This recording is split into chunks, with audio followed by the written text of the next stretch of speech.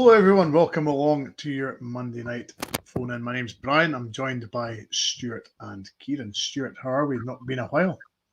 Yeah, it has been a wee while, Brian. Yes, since we've been on together. Yes, wee while since I've actually been on a Monday night. So I'm looking forward to it. Looking forward to, as always, a few things to discuss in the big world of Rangers. Yeah, Kieran, it's never a quiet week with Rangers, is it? How are you doing? Oh, it's never a quiet week. Speaking of quiet weeks, my week's not exactly been quiet either. I mean, I've had my shower blow up, my oven blow up, my kettle blow up. It's not been the greatest of weeks for me either, to be fair. A week of takeaways, pretty much. I wish. Probably.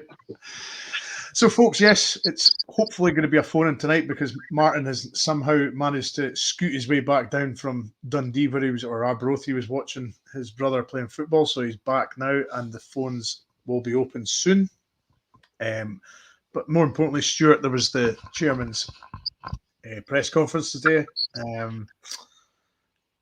suppose he had to say something quite early on in his tenure because obviously we haven't heard from the chairman for a good while. So it was nice to hear from him. What did you make of it? It kind of came out of the blue a wee bit. I'd actually been thinking over the last few days. I wonder if he will do something. I think there was probably a bit of a gap and a need to do so. So I think the positive is that he has spoken out. He has done that. I think it's got a bit of a mixed reaction. I think we said this just before we came on air. I think you're kind of damned if you do, damned if you don't. In these kind of these kind of situations, I quite like John Gillian. I obviously don't know the guy, but I've been to a few speakers nights where he's done. I think he's quite good entertainment. He's certainly a Rangers man. I think there's also an element of where he's maybe slightly underestimated, maybe just the way he comes across. I think there is a very serious businessman in there. You're not getting asked by Dave King to be part of that consortium that regains control, and you're not being asked to become the interim Rangers chairman if you've not got something about you. So I think those kind of comments I think are slightly false and slightly harsh on him. But overall, look, I think it's one of these things. He's not going to give you all the information, is he? I thought there was wee snippets within there, which I'm sure we'll touch on some of them. But you're not going to please everybody with this. But I think it was a positive step. I think one of the key takeaways that I had is, and it's something I've been kind of banging the drum on this podcast about, is the need for, when we do get a CEO, let them run things, and let then the chairman and the board be in the background. And he mentioned that, so that was kind of music to my ears. That's how the club sees itself moving forward. Clearly now he's got to get some of the things he was talking about. Fans will be expecting, for that to happen. I do think it's better to take a bit of time and make sure we get the right people in these roles. The CEO is clearly what he's focusing on. So, but there will be an expectation that he's got to deliver, and even though he is interim, he needs to get that right. So, like I say, I thought it was useful. There was no kind of big showstoppers or anything like that. But I suppose it wasn't just. I know he's done the RTV interview, which I think sometimes we can look at and say, well, it's kind of scripted, they know the questions. I think the fact that he held a press conference with fan media and journalists, that's quite a brave thing to do, because he was getting all sorts of questions flung at him, and particularly around about Dave King. So I was glad to see that he took that kind of approach to it. But like I say, it's one of these things where we're not always going to get all the answers, and some people just won't be satisfied with it.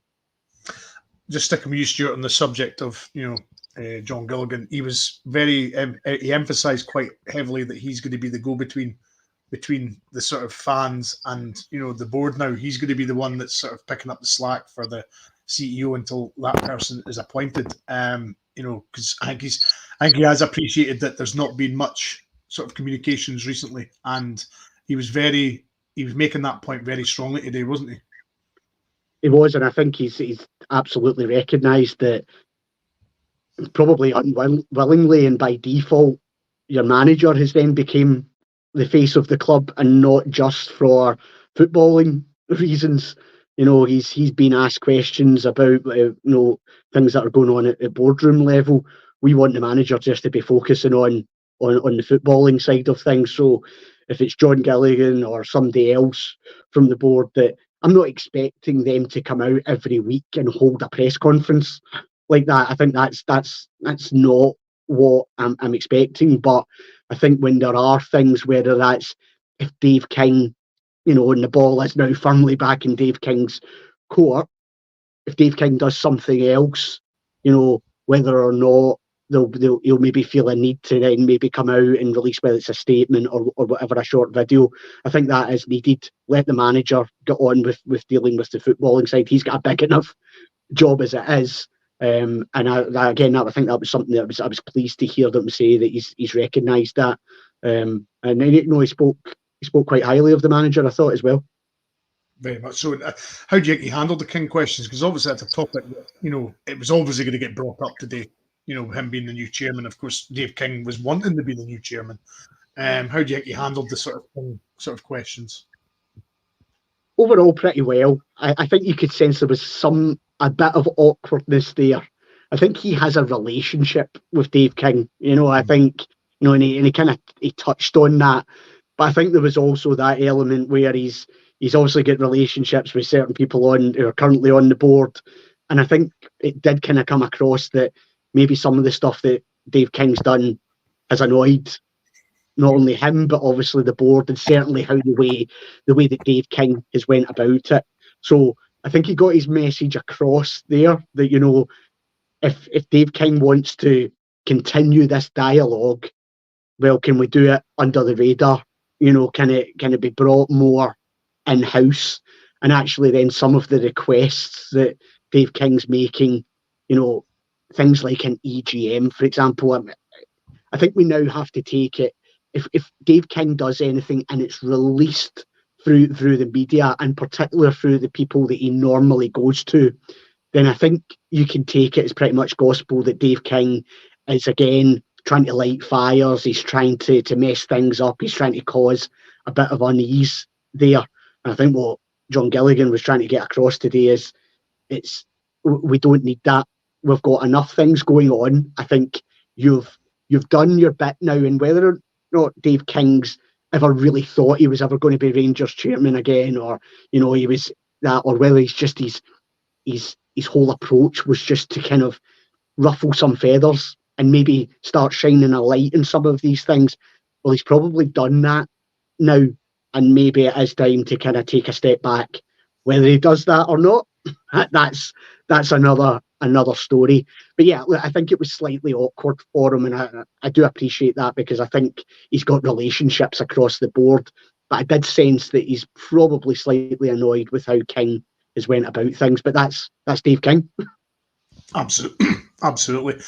Folks, the phone lines are now open. Martin is waiting to take your calls.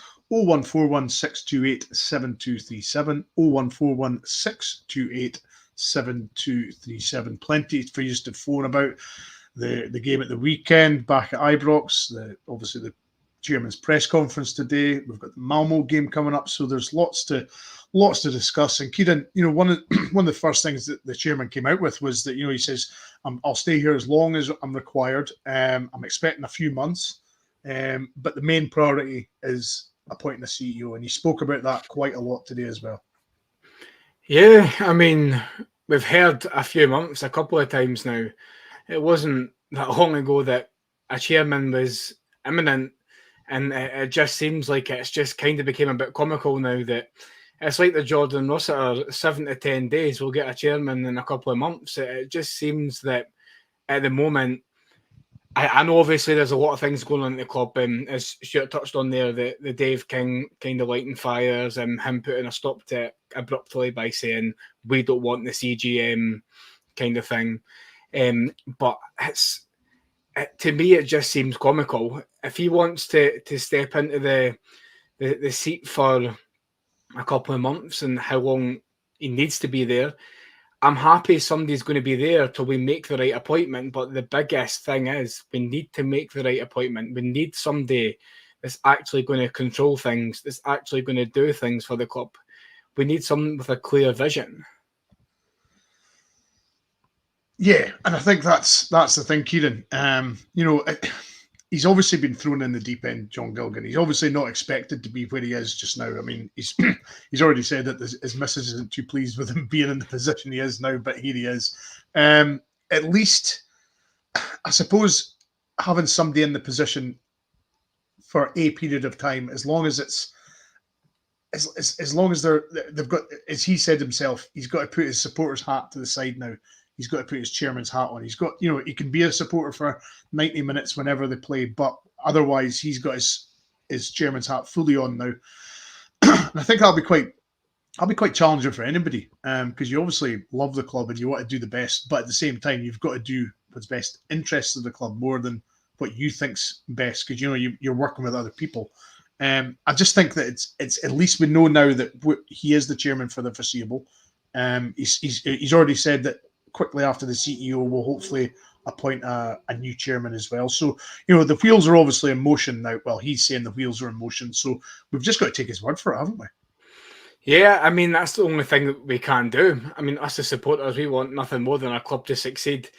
And there's so many things that we can do as fans, but sometimes you just have to sit back and watch what happens, and hopefully they get it right and we start to get back on track again.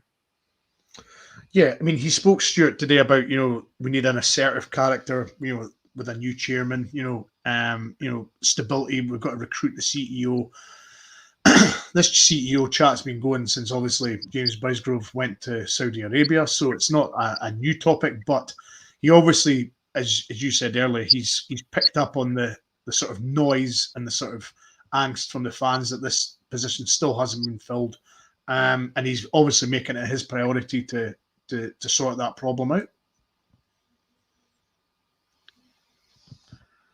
I think we did kind of touch on the fact that we've got, we clearly had identified someone that we wanted, and they've kind of pulled out at the last minute for whatever reason, and it was quite clear that is absolutely within their right to do. So it has kind of put us back to the start on it. As I said earlier, I would rather though that it did take a bit of time to get this right. I know Dave King has talked about the fact that we're wasting money in terms of hiring consultants and all that to identify people and get people in for interviews, etc. I do find that slightly strange. If Rangers want to be classed as a big company as such, and that's what they are, no big company's just going out and just saying, well, I know somebody just across the road there that's doing it. It's part of the course. I'm pretty sure Dave King and any of the companies that he owns, if he's got a position to fill, he'll put that out there, and he probably will use companies such as that to be able to try and identify and attract the best talent. I'm glad to hear John Gilligan say that, yes, they will obviously go back into the pool that was already there from which they identified their preferred candidate before, but actually they're also widening that and and hopefully bringing some fresh faces into that.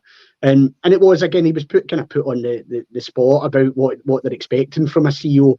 I think that's, what he said, I think that's almost business speak, etc. But interesting to say that they're particularly focused on somebody who's been involved in football, unless they were an exceptional talent that kind of comes out of the right wing or something like that for it.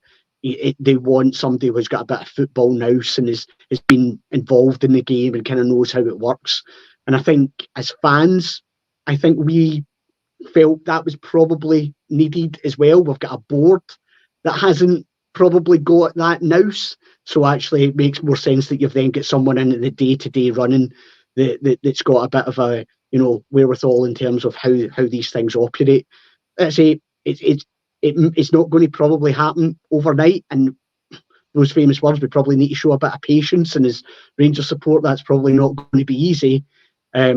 But as Kieran touched on, and I've said before, it's about getting this appointment right. And if that means we need to take a wee bit longer and John Gilligan's there a bit longer, just doing that kind of day-to-day running, then so be it. Absolutely. And Jamie Thompson with the super chat. Thank you very much. Much appreciated. We just need to concentrate on the team, keep winning, and let the board stuff be in the background and not on the front page news. Kieran, this has obviously been big news for a long time as far as Rangers. We haven't had enough, as Jamie's saying, football stuff. That's not been the biggest news with us recently, and we need to get away from that. And I think as John Gilligan said today, on the press conference, we're a board, we will support the manager, but we will not interfere with the football aspect, which I was quite pleased with. He's going to let the manager do the manager things, but at the same time, we need to get back to what Jamie's saying. Let the board just do stuff silently, work away in the background, and concentrate on the pitch. I've never heard a football club that has the board talked about more than the players and performance. I feel like at the moment, there's a few leaks in the roof which we're hoping to get fixed, but as Jamie touched on there, we need to concentrate on the team and keep winning. It's the only way we're going to silence the talk with the board is if the team on the park do their job. And just touching on the game on Saturday, I thought that we looked like more of a structured team. I kind of started to see what Clement wanted from the team. And I have to say, Jack Butland, for the first time in a while, looked like Jack Butland. He looked confident. He looked assured. He didn't look like he was, I'm not going to say nervous, because he's a keeper of a very high standard and he's been about. But for the last couple of games, he just didn't look himself. And I know people are going to say it was only Dundee, but some of the saves he pulled out the bag there were fantastic. And it really started to look like even being home just spurred us a little bit. I mean, Butland, before the game, I think it was RTV or something, that he walked past and he was saying home sweet home. That must be a massive psychological boost for the players, not having to be away from their home ground, where they know the fans are going to be loud. They know every single section of Ibrox will be absolutely rocking, especially for getting back home. So I really, really think that, as Jamie says here, keep winning and let that board stuff be in the background, because at the moment our team looks pretty solid. Absolutely. And Stuart, it is very, I think that obviously with his comments to the chairman, he was very much putting the emphasis on he's going to take on a lot of what I think Philip Clement's been doing, being the mouthpiece for the club. He's wanting the manager to get back to coaching and managing the team effectively, what he should be doing. He's not wanting the manager to be the spokesperson and speaking about things. So that was a positive for me in the sense that the chairman's willing to fill the void until the new CEO is appointed. Yeah, as I touched on that, it's kind of almost unwittingly the manager kind of had to take on that mantle and that role, and that's not what we want for the manager. Don't want him answering any. I think we've got a call, Brian. Have we? Have we got a call? Yes, we have. We've got Andrew who is waiting in the line. Andrew, how are we? I'm fine, Brian. I'm fine, gentlemen. How you doing tonight, the three of you? Not too bad. Kieran's having a bit of a week of it, so yeah, he could be better. Okay. But all things considered, we're all right. Great. Just again, like yourselves, I really enjoyed John Gilligan's interview. I watched it earlier, and I get a feeling that everybody's together here. Clement, him, the board, and I was disappointed with Dave King's distractions. If he wants to talk, go to the board and do it discreetly. Don't do it through Keith Jackson and the Daily Record. That's what I would say about Dave King. Yeah. But on to the football, which is always more important. Good win on Saturday. Would you say that the semi-final draw is what you guys would have wanted? Would you have rather had Motherwell or Celtic, Stuart? I think if you look at the three teams, then yes, you're probably saying that Motherwell, and I don't mean any disrespect here, are probably at this moment the weakest out of the three that we could have drawn. Now they might conversely think that maybe we're the best team that they could have drawn to, given the other two and the form that they've been on so far this season. So, look, at the end of the day, it's a semi-final. I think it's a good draw for us. I think we should be absolutely looking to reach that final.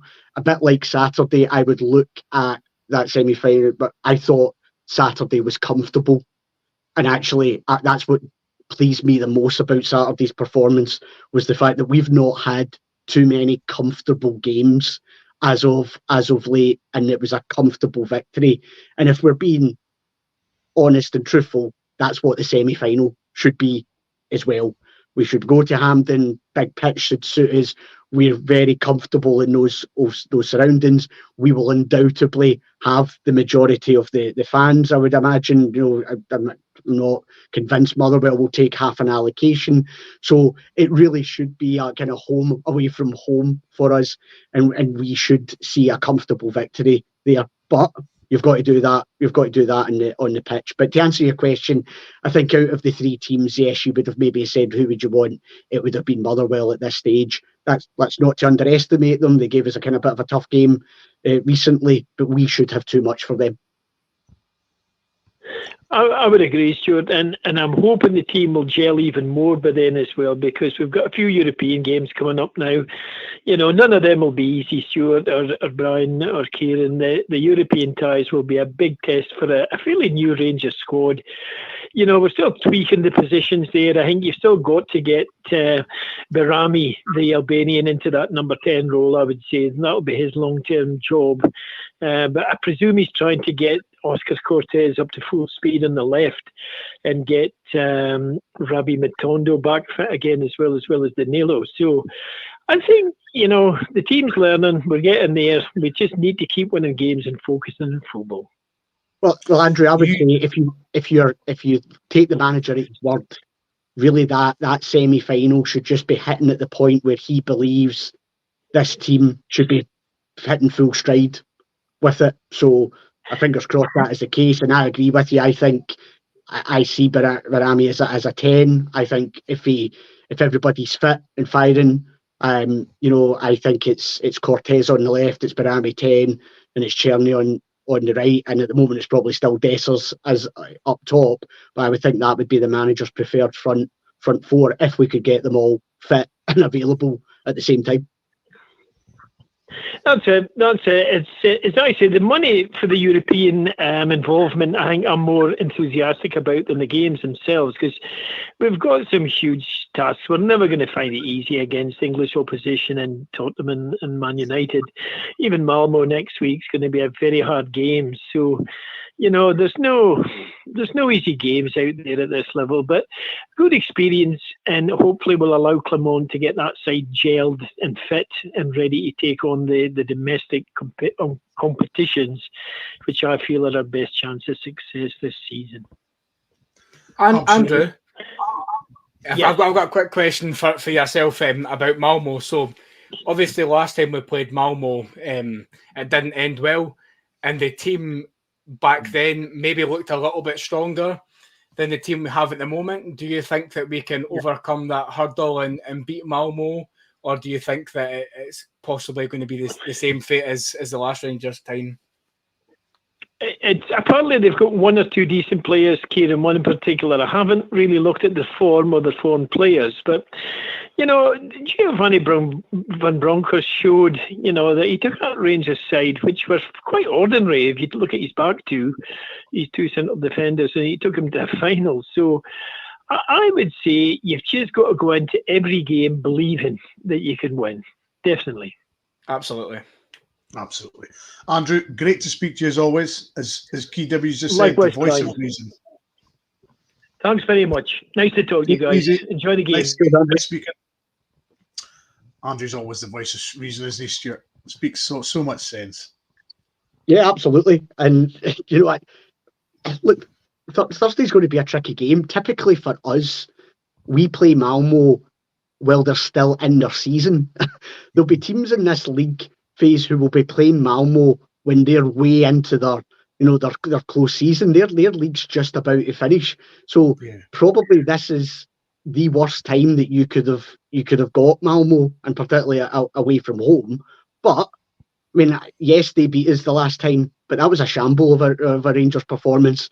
We should not be knocked out by Malmo at that point. That almost, I think you can trace back to where we find ourselves now, that result, because, getting the Champions League money from all that would have, absolutely set us up. So it will be a tough game, but I do agree with Andrew that you've got, cannot be going into that game feeling that we cannot get a result against Malmo. And if we want to do anything in Europe this year and progress, the games against like your Malmos, etc., we need to be taking full advantage, because we've got far harder games coming up. So if we want to get that kind of 9-10 points, whatever they kind of maybe feel would be enough to get you through into the next stage, then 3 points against Malmo becomes probably pretty important. And it keeps the momentum going as well, Brian. Yeah, absolutely. Keeps the winning mentality going, absolutely. Donald, I'm literally 9 miles away, and you're going to need your wellies and your brolly and whatever other rain gear you have, because it looks as though it's going to absolutely lash down tomorrow up here. So you're going to need all your rain gear to save you from the elements. One question that came in, Kieran, from Paul. Do you guys think the Malmo game might be a bit too soon for us, as we are starting to build up partnerships? I mean, this is a difficult one, because obviously we are seeing a little bit of green shoots as far as Barami and Cortez and those guys and Cherny. Do you think that the Malmo game, as Stuart has just rightly said, that Malmo are fully into their season, they're just about finished, and they'll be like a well-oiled machine, you would imagine, and we're just starting to get things going again? Is that for me or Stuart? Sorry, Kieran. Yeah. Sorry. I don't know, because like Paul was saying there about starting to build partnerships, I thought Jeffy and Barami linked up really well together, and unfortunately that's not going to be the case on Thursday with Jeffy out with a ludicrous decision from the previous referee. I just feel like I can't say it's too soon, because really no game should ever be too soon. I mean, we're Rangers, we should be ready to face any foe. But while we're building partnerships and players are starting to gel a little bit more, I think Saturday was the first game we looked like we actually could string a couple of passes together. And it looked like we actually knew, Dessers knew what the wingers were doing. He knew when to make that run. Other players looked a bit more confident making the runs off the ball. So I'm going to say no. I think this will be a good task for us, and I think that it'll maybe put in perspective how this team's going to gel under a team that's not going to park the bus, a team that's going to come at us. Because after Celtic, we had a couple of weeks to kind of get on the training ground again and try and build more partnerships and try and get more people gelling. So I'm going to say that the game's not come too quick, and I think that it's going to really show us if this team is capable of gelling together when we're under pressure. How do you think, Stuart? Do you think this Malmo game is maybe a fraction too early for us, or do you think it'll be the right time? I think it's a really good question, because I think you could go either way on it. I think we've got better individual players than Malmo? Yes. Is there a chance that as a unit they're maybe more slick, etc., than we are at this stage? Then potentially. I think it will be interesting to see what he does with his team selection on Thursday, given we can maybe talk about the left back scenario and what you do there. So it'll be an interesting game. I think being at home, I don't see them sitting back. They might smell some blood here and think, right, we can go for it, and it's whether or not then actually we can take advantage of that. I still have a slight nervousness about, and I know we've just kept 2 clean sheets, still seems a bit fragile defensively at times. Seem to just be making some slight errors in there. So But maybe if they do try and come at us, then I do think we've got players who are capable of harming them. But I think how we start the game is key. And one of the things that I've been particularly pleased about over the last 2 games, we've been on the front foot. We've managed to kind of dominate the possession, dominate territory as such. Now, it might be slightly different here, but we need to get our foot in the ball. We need to have periods of the game. And that has been one of the things that I've been critical about this team in recent times, is how we've started games. That seems to have slightly changed, and hopefully that continues on Thursday. So, yeah, that opening 20 minutes, I think, will be key. Do you think they'll have a couple of players in mind that they're going to target in our team? Do you think they'll, I for think example, most teams? Potentially, yes. I think they will look at that left-hand side now, depending on what he does. Now, I think the natural reaction is to say you play Sterling there. But yeah, I know Sterling didn't have a good game on Saturday. But to me, that is not the type of game that we need Sterling to be playing in the middle of the park, where we've got the majority of the ball, we're at home. You've seen Sterling do, I'm thinking the cup final where I thought he was immense. You've seen him, Benfica.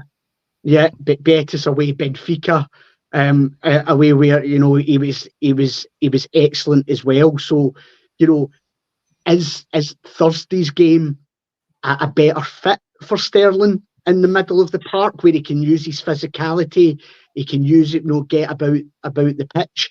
And if you move him to left back, are you losing out on that?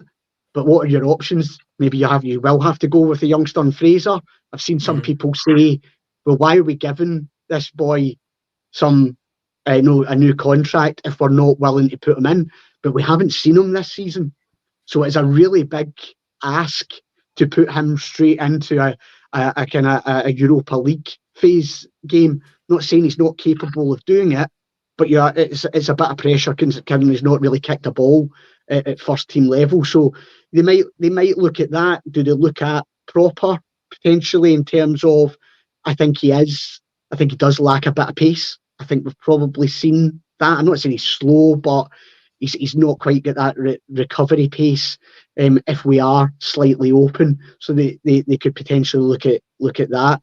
But I'm sure there are areas that we can absolutely target them. And what we've got to do, like I said before, is get our foot on the ball. Let's try and control some of the game so that actually we are negating the threats that they can possibly pose us.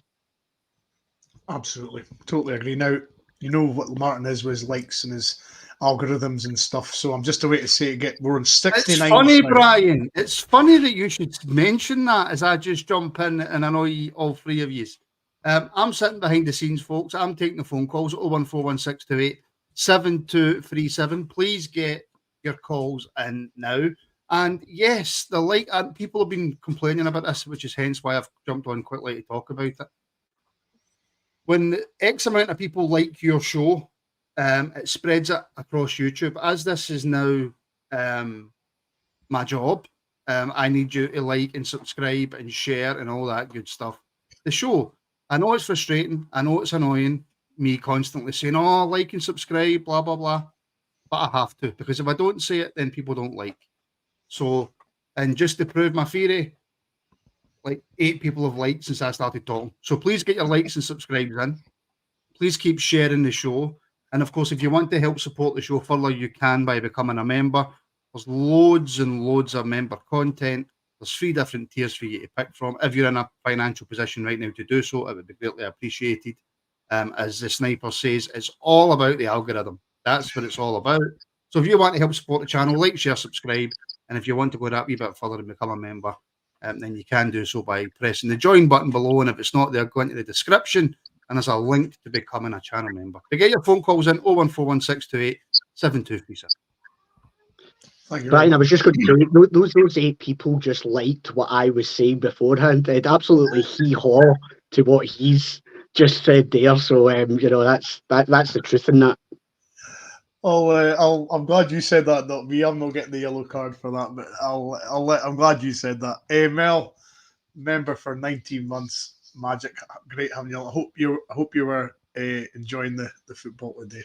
I hope you enjoyed it. and wasn't stressing anybody out too much.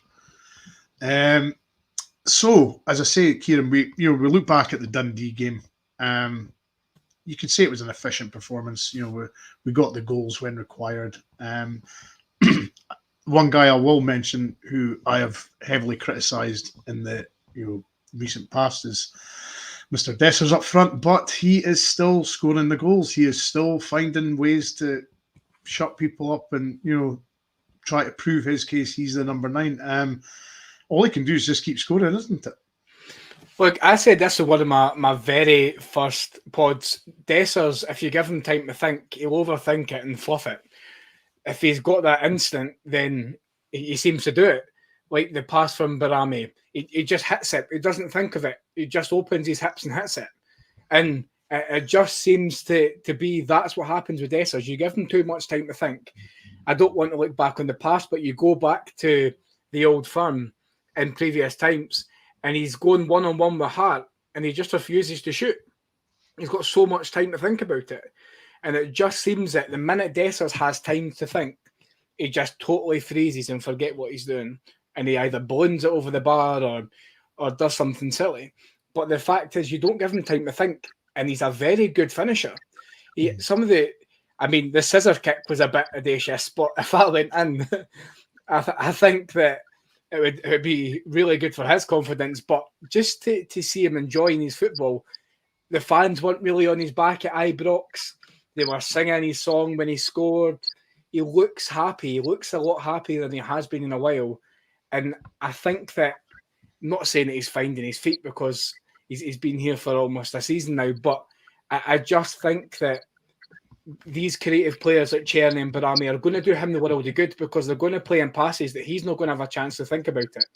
And I think that's when we see the best of Dessers. Do you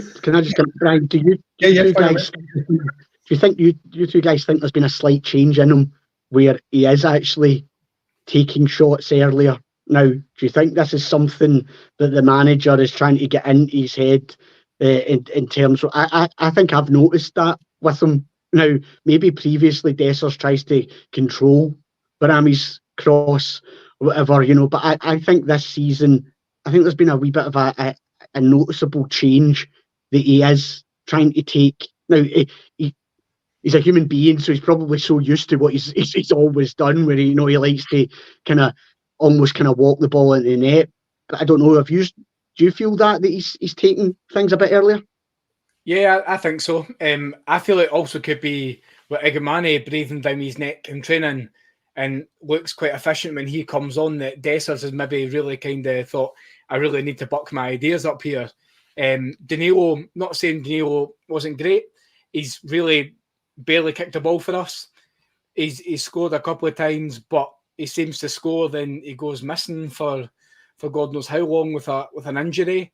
I feel like Imane will be either the backup striker or overtake Dessers, but at the moment, Dessers, I'm sure Dessers had said a comment himself not too long ago about Igamane being really good in training and really playing quite well in training. So I think that's maybe the kind of the kick up the bum that he's needed a little bit. But yeah, I'm used to it. I think that he's kind of started to think, I should hit this. I shouldn't try and fake shot 6 players and the linesman. I should just take it on. And it looks like it's working for him. So long may that continue. I think as well, I think the lack of top competition was going against him last year because he knew he was going to start. He knew he was going to play every game. There was no threat of him not playing. I genuinely think that the fact that he had no competition and there was nobody breathing down his neck, he was almost in like the sort of easy street. He knew he was going to play every week, and that was that. I don't know about you, Stuart and Kieran, but I think he was just in a very comfortable position. There was no sort of pressure put on him at all. Well, there's nobody else. They were all in the treatment room. So yeah, I mean, I think maybe that is a natural consequence of that, where you're looking around going, well, it doesn't. I'm not saying that he ever went into games not wanting to score goals or anything like that, or not try. And I never. It's good. You can be critical of other things, but I think he's how he goes about the game. But yes, at the end of the day, there was large periods of last season where he was saying, well, I'm starting regardless of what happens here because there's nobody else. I think he didn't get off to the best start at Ibrox either. I mean, Clement had already said that he wasn't physically fit when he came in, and it would take him a bit of time to kind of get there. But then he was missing, his one-on-ones. He was missing the easy tap-ins. He didn't play himself in very well into the fans, and now the fans have seemed to not completely get off his back, but they've started singing a song for him. He seems more happy. I mean, he's still obviously annoyed when he gets subs off for Igamani, but you could see that he's now starting to kind of take in that appreciation from the fans. He's leaving the pitch with 2 goals. He's had an overall good game. He looks a lot happier, and that can only do good for his confidence at the moment. Happy players get happy performances, don't they? If he'd joined us in January and shown what he's done since then, Rangers fans would be absolutely delighted with Cyril Dessers. It's that start kind of people already made up their minds about him in many regards, and he's never quite now still needs that big performance against Celtic. I would say, I know he has scored against them, but getting a goal that counts a winner or something like that's the next step for Dessers to then kind of probably change more minds. I still think we all probably feel he's maybe not the long-term solution to us, but I do have a feeling to say, thank God we've got him, because I'm not sure where we would be if we hadn't had Dessers over the last 6 to 7 months. Yeah, I totally agree there. I mean, yeah, if it wasn't for him in the last 12 months or whatever, 15 months, then goodness knows, striker-wise, we'd have had nobody. So it's just as well he is here. And somebody else is on board. Teresa has just joined as a member. Thank you very much, Teresa. Teresa goes on our bus going down to the games every week, and she's a supporter of the women's pod as well and the women's games. So nice to have you along, Teresa. But yeah, going back to the Dundee game, Stuart.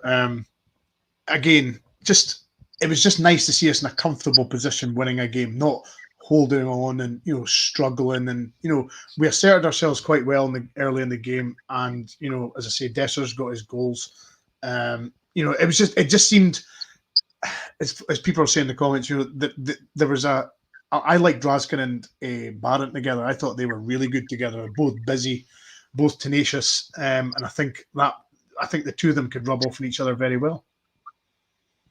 Yeah, well, I think that's your other option for Thursday, isn't it? If Sterling does play left back, that you're putting Raskin in there with Barron.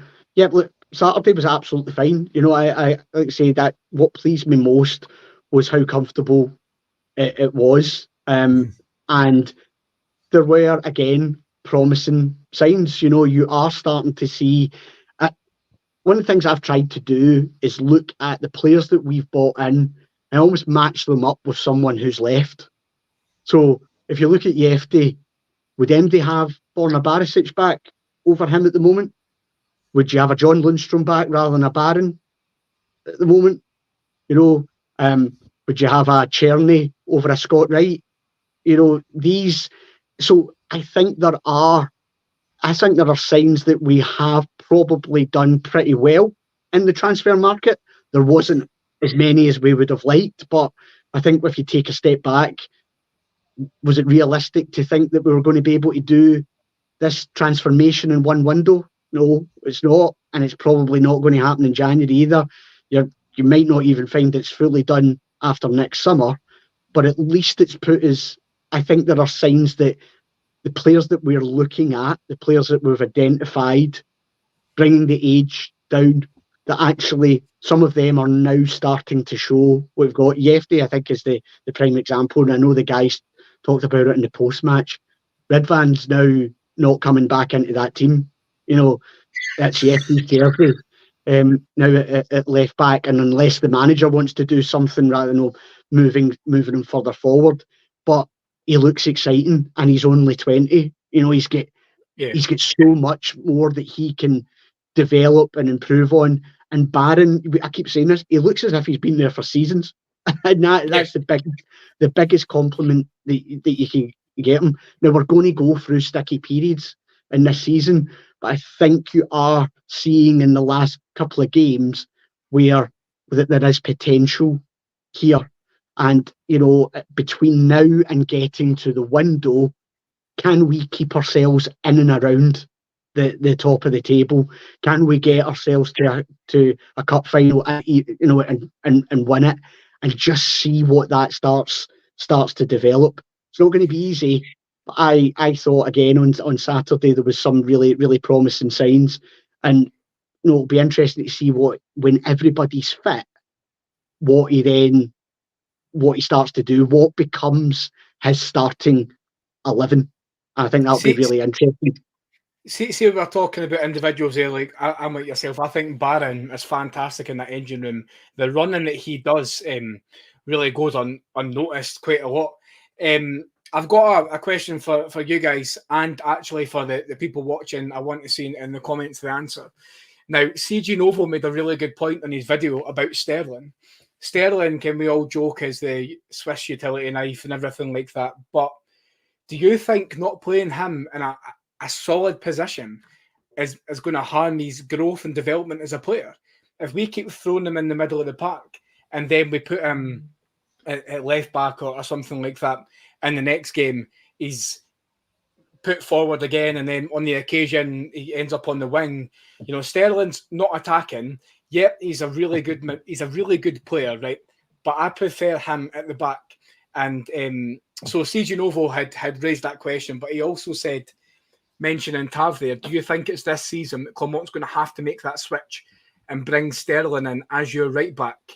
Because we're wasting him on the bench and putting him in the midfield, I just don't think is going to be the position for him, and it will harm his growth because he's a young player.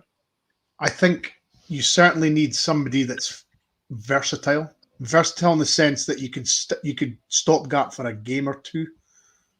This switching him around where he's never settled in one position, I've always said, is never good for anybody. You need a position that you are comfortable with, that you can get understanding with your other teammates, like the right back position, for example. You've got the link between the centre half, the goalkeeper, the midfield, the wingers. You've got the fullbacks are actually quite a key position. And if you're not in there all the time, learning, like not learning, but doing the same drills, doing the same runs, passes, if you're not learning that and doing that all the time, if you're constantly having to change, oh, I'm in midfield today, oh, I'm wing, oh, I'm left back, it's going to annoy you. It can be easy for anybody having to, get into a rhythm and, get an understanding. It just doesn't happen for me, Stuart. That's always what I've thought. Yeah, look, I yes, isn't it great that you've got somebody in your team that can offer you that versatility? But at some point, that comes at a cost. Now, and I'm going to mention a name here, and I am not saying that these players are of the same standard, etc. But I would love to know somebody, and actually at one point we were almost getting an interview with Craig Moore, former captain and stuff like that, now an agent. And actually one of the questions I was going to ask was if he's got a player on his books that is in that Sterling mould, can play a number of positions, and he's going on loan somewhere, would he try and stipulate to the team that he's going to that actually we want him to play in a certain and his preferred position rather than going about? And the player that I was thinking about was James Sands that arrived. He arrived, he was a holding midfielder. That's what he came in, and then ended up playing the majority of the games for us at centre half. Where could he do a job? Yes. But was he at the level where he was going to be a dominant centre half and play well week in, week out? No. And because he was doing that, again, a lot of fans made up their mind about James Sands. No, he's not good enough. But actually, we never really seen him play in his natural position. I would love somebody to ask the manager at the press conference, rather than turning around and saying, what are you expecting from Hibs this weekend? And what's he going to say? Though the same bloody answer that he gives every other time he's asked that question. But maybe actually ask, what position do you feel is Dujon Sterling's best? Yep. And actually maybe try and put him on the spot a wee bit in terms of, does he see him as a right back? Does he see that actually his athleticism, his strength, his power, his pace, that he's good in that kind of midfield role, and that's where we would like to see him. And if that is, try and tease it out. We've bought the Dutch boy in. Now, the rumours are that his preferred position is actually playing right back. He's came on for Tav at the weekend. He was about to do that at Tannadice as well, and it, for whatever reason, didn't happen. So clearly the manager thinks that that's where he can offer us something. And maybe, again, I think he can play centre-half as well. So it cannot... I don't believe... And Craig, by the way, Craig Moore was somebody that suffered from that back in the day. I think he played virtually every position apart from a goalkeeper under Walter Smith. And but as soon as he became a centre half, you started to see the best of Craig Moore, and he went on to captain us and win umpteen trophies. So I do think at some point, and I'm sure Sterling must be having these conversations, because it must be frustrating. I get that players will say, I'll play anywhere, but he must have a preferred position as well and get a run of games in that position. You just don't want him to harm his development as well, because Sterling looks like he could grow into a cracking player. He looks like he's got the attributes and the athleticism, like you said, to really kind of push the boundaries. I think that he's going to be quite a big player for us. But I think that his best position is a position we've barely seen him in, if anything. I think he's defensive. I think he'd be very good to have in that right back position, which I think is his personal position. I think it's where he played. It was either left back or right back. I think it's Stoke when he went on loan and won Player of the Year. We've got quite a crowded midfield now with Raskin coming back. We've got Diamandi. We've got Barron. It looks like a certain starter. We really need to be looking at either getting Sterling in his normal position, whether that is right back, or he's not going to want to just sit behind the likes of Tav. If he knows that Tav isn't up to the standard and Sterling thinks he can do better, give him that chance. Give him that chance to try and see if he could be our right back, because I think this may be the season that changing of the guard with Tav needs to happen. But I think that's a tricky one for him, because he would be a different right back compared to what Tav is. And as fans, we would need to get our heads round that actually, he's not going to be that guy that's all of a sudden potentially popping up at the back post to tap things in, be the top goal scorer in the Europa League. He would be a different profile. Now, that might be offset by the fact that you look as if you've got Jefty, who could potentially take on Tav's mantle instead of that kind of up and down all the time. I think he would be a different player, and that's absolutely fine. I suppose then that's about how the manager wants to set up his team, and whether does he want two fullbacks that are doing that, or is he comfortable that actually if one's going, the other sits in, and you're almost becoming a kind of back three at that point. Which I think we've seen a bit of that at the weekend. Tav went forward, Sterling kind of moved in. It almost became like a 3-5-2 at times, with people kind of moving forward. So yeah, it's an interesting one, but I think he does need to kind of get a bit more certainty about his role. And you're on mute, Mariah. Absolutely, I totally agree. I just realised that because I've been coughing and spluttering and all. I don't know what it is. Excuse me. As Paul says, we are currently on 105, I believe, likes, and you know what Martin's likes his likes. So let's get to 125. 20 more people to like the pod. Come on, only 20.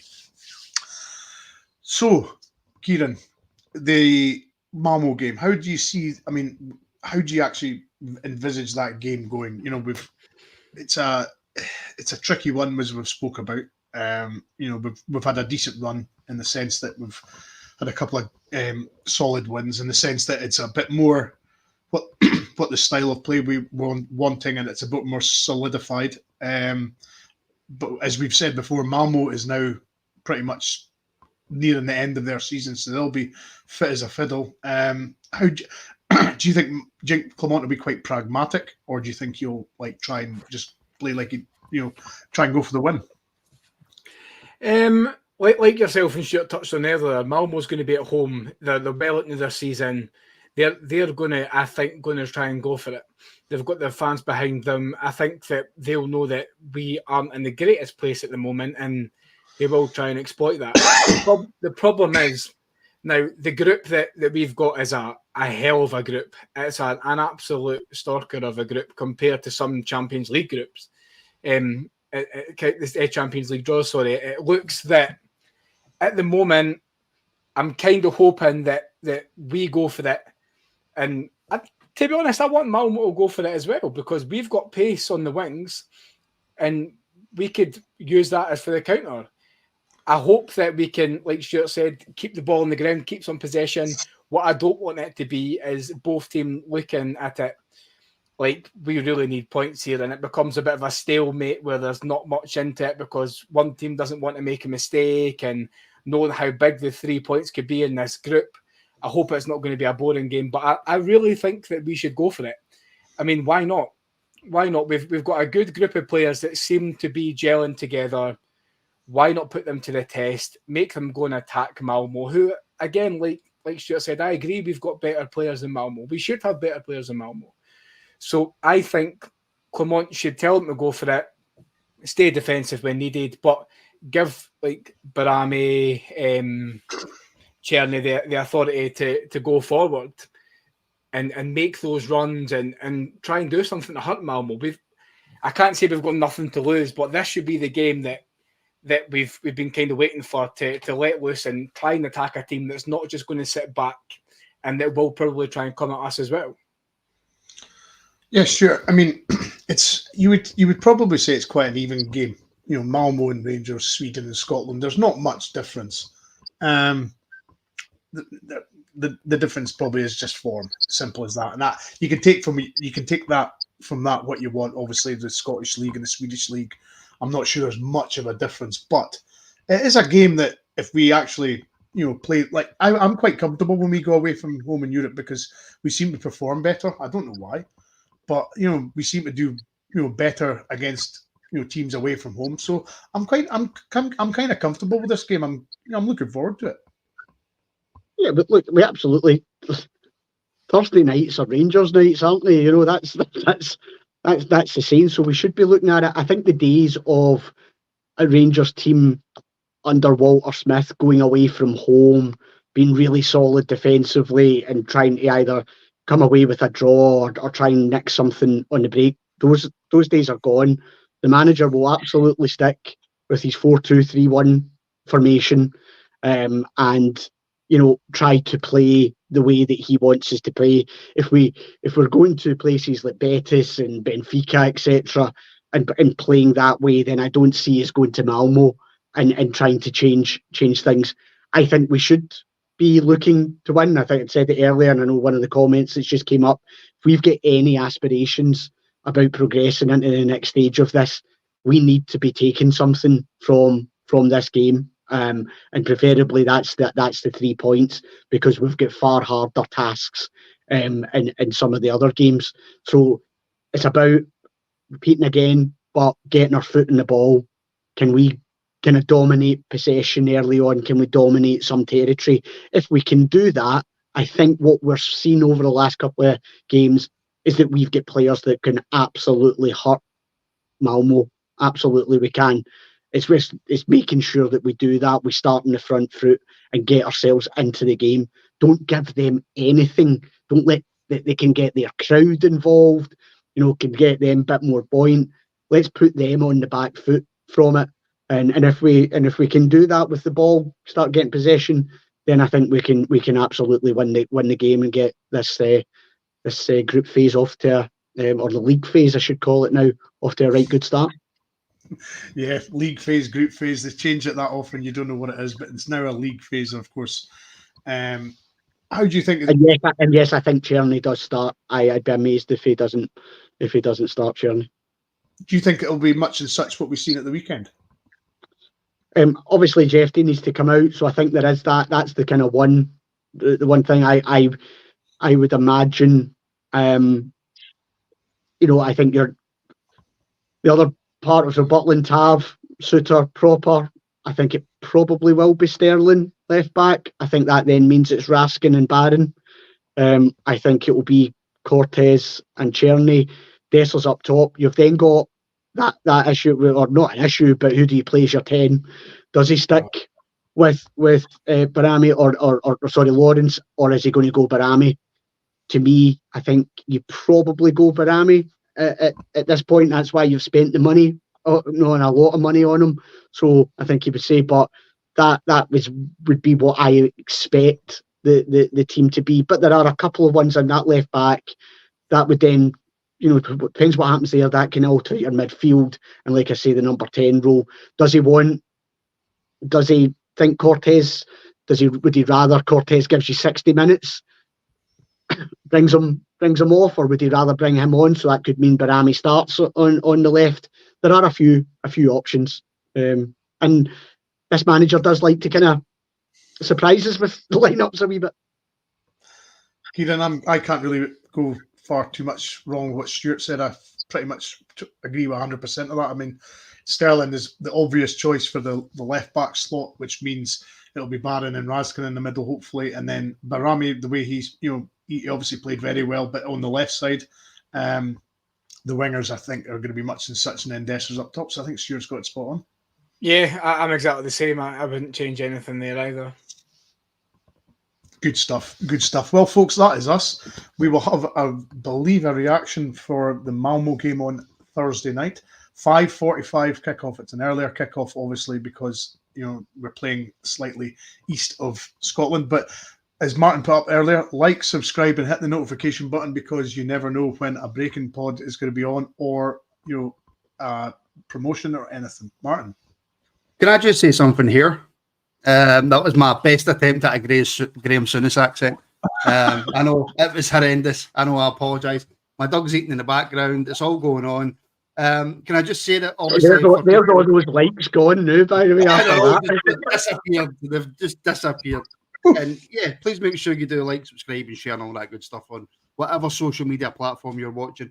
And of course, we've started a new thing for members. We're doing the watch alongs to every game. So if you are a member, or you sign up as a member, then you can enjoy the game with whoever is doing the watch along. 99.9% of the time it will be myself. And of course, the reactions are on YouTube as well. On Thursday, the reaction will be straight after the game.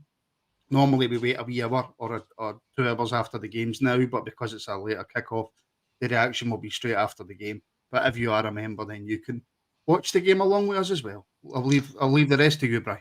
And we have hit 120, Martin, so there we go. Yeah, but I mean, I'm happy with that. I mean, 150, I would have been overjoyed, but 120, I like. There we go. He's a hard man to please, folks. See, he's a hard man to please. He's a hard man to please. But anyway, much appreciate every Jedward with that. Yeah, absolutely. Absolutely. It's just...